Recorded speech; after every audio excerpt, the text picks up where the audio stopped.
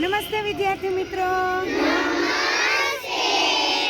Unity public school ધોરણ 3 વિષય કલસો પાઠ નંબર 6 બતક અને અથવા પણ આ પાઠમાં એક સપનાની વાતનું કાવ્ય આવે છે, એક ગીત આવે છે સપનાની દુનિયા.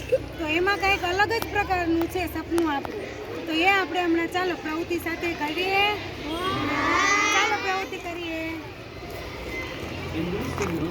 करती हूँ पाओ चकली करती हूँ पाओ मेवानर करतो चीची एक ना वंदरा भाई ने चार फुटनी चकली